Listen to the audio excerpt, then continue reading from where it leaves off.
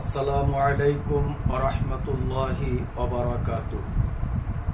দেশ বিদেশ ধারে ও দূরে যে যেখান থেকে ভিডিওটি অন করেছেন সকলকে আন্তরিক মোবারকবাদ ও শুভেচ্ছা। সম্মানিত ভিউয়ার্স, আজকে আমি যে বিষয় নিয়ে আলোচনা করব তার শিরোনাম হলো জুমার নামাজ। জুমার নামাজ সম্পর্কে অতি গুরুত্বপূর্ণ কতিপয় জরুরি মাসাইল আমি দলিল ভিত্তিক আলোচনা করার চেষ্টা করছি। ওমা তৌফিকি ইল্লা বিল্লাহ। প্রতিটি প্রাপ্তবয়স্ক বুদ্ধিসম্পন্ন পাগল নয় এমন, আজাদ গোলাম নয় এমন সুস্থ মুসলমান পুরুষের উপর জুমার নামাজ ফরজ।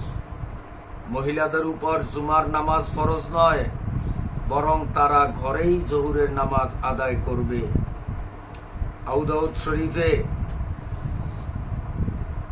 1067 নম্বর হাদিসে বর্ণিত আছে, আন তারিক ইবনে শিহাব আনিন নবী সাল্লাল্লাহু আলাইহি ওয়াসাল্লাম قال আল জুমআতু হাক্কুন ওয়াজিব আলা কুল্লি মুসলিম ফি জামাআহ ইল্লা আরবাআহ, আবদুম মামলুক আও ইমরাআতুন আও সাবিয়্যুন আও মারিদ। অর্থ, হযরত তারিক ইবনে শিহাব রাদিয়াল্লাহু তাআলা আনহু থেকে বর্ণিত, নবী করিম সাল্লাল্লাহু আলাইহি ওয়াসাল্লাম বলেছেন, 4 প্রকার লোক ব্যতীত সকল মুসলমানের উপর জুমার নামাজ আদায় করা জরুরি। সেই 4 প্রকার হচ্ছে এই: নাম্বার 1 গোলাম, নাম্বার 2 অপ্রাপ্তবয়স্ক বালক, নাম্বার 3 পাগল উম্মাদ, নাম্বার 4 অসুস্থ রোগী। উক্ত হাদিস দ্বারা মহিলাদের উপর জুমার নামাজ ফরজ না হওয়া পরিষ্কারভাবে প্রমাণিত। সুতরাং যারা বলে যে মহিলাদের উপর জুমার নামাজ ফরজ, তারা একেবারেই মৃত্যু, প্রতারক ও ফিতনাবাজ। এবার আসুন আমরা কতিপয় জরুরি মাসাইল বিষয়ে আলোচনা করছি। মাসআলা: জুমার নামাজের খুতবা পাঠের পূর্বে যে আজান দেয়া হয়, ওই আজানের জবাব মৌখিকভাবে দেবে না এবং আজান শেষে দোয়াও পাঠ করবে না। রদ্দুল মুহতার প্রথম খণ্ড 294 পৃষ্ঠা। মাসআলা: ইমাম যখন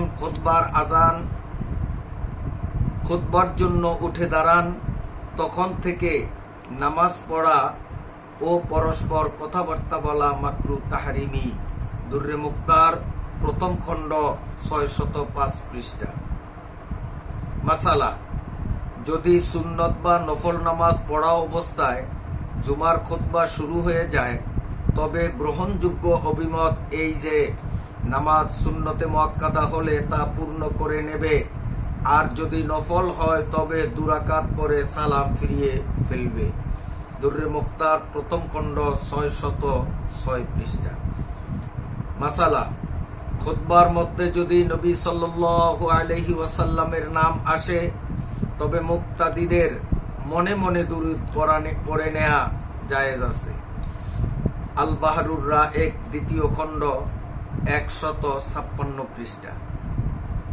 মাসালা: জুমার দিন ইমাম সাহেবের খুতবা প্রদানকালে দান বাক্স চালানো কিংবা অন্য কোনো পন্থায় চাঁদা উঠানো জায়েজ নেই। দুরুল মুখতার প্রথম খণ্ড 605 পৃষ্ঠা। মাসালা: খুব মনোযোগের সাথে খুতবা শ্রবণ করা ওয়াজিব। দূরত্বের কারণে খুতবার আওয়াজ শুনতে না পায়, তবুও চুপ করে কান লাগিয়ে থাকা ওয়াজিব। যদি খুতবা চলাকালীন হাঁটাচলা করা, সালাম দেয়া, সালামের উত্তর দেয়া, কথাবার্তা বলা, তসবিহ তাহলিল পড়া, এমনকি মুখে মাশআল্লাহ বলাও নিষেধ। তবে এমন সময় যদি কাউকে খারাপ কাজ করতে দেখা যায়, তাহলে ইশারার মাধ্যমে তাকে বারণ করবে। আহসানুল ফাতাওয়া 4th খণ্ড জুমা অধ্যায়। সহিহ বুখারী ও ও সহিহ মুসলিম শরীফে বর্ণিত আছে আন্না আবু হুরায়রা রাদিয়াল্লাহু তাআলা আনহু قال ان رسول الله صلى الله عليه وسلم قال اذا قلت لصاحبك يوم الجمعه امسك فقد لغوت। অর্থ, হযরত আবু হুরায়রা রাদিয়াল্লাহু তাআলা আনহু বলেছেন যে রাসূলুল্লাহ সাল্লাল্লাহু আলাইহি ওয়াসাল্লাম ইরশাদ করেছেন, জুমার দিন ইমাম সাহেব যখন খুতবা দেওয়ার সময় তুমি তোমার সাথীকে অর্থাৎ পার্শ্ববর্তী লোককে একথা বলো যে চুপ, তাহলে তুমিও অনর্থক কাজ করলে। হাদিসে আরো বর্ণিত হয়েছে হাদদাসানি আউস ইবনে আউস আস-সাকাফি রাদিয়াল্লাহু তাআলা আনহু সামি'তু রাসূলুল্লাহ সাল্লাল্লাহু আলাইহি ওয়াসাল্লাম ইয়াকুল মান গাসসালা ইয়াওমাল জুমআতি ওয়াক্তাসালা সুম্মা বাক্কারা ওয়াবতাকার ওয়া মাশা ওয়া লাম ইয়ারকাব ওয়া দানা মিনাল ইমাম ফাস্তামাআ ওয়া লাম ইয়ালগু কানা লাহু বিকুল্লি খুতওয়াতিন আমালু সানা আজরু সিয়ামিহা ওয়া কিয়ামিহা।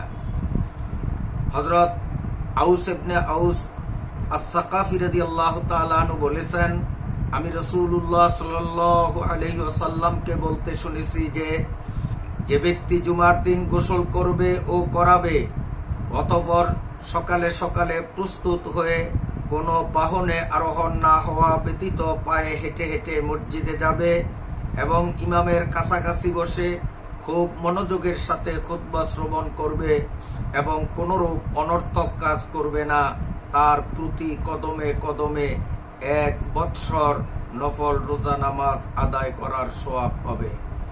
মুসনাদে আবু দাউদ হাদিস নং 345, সুনানে ইবনে মাজাহ হাদিস নং 898।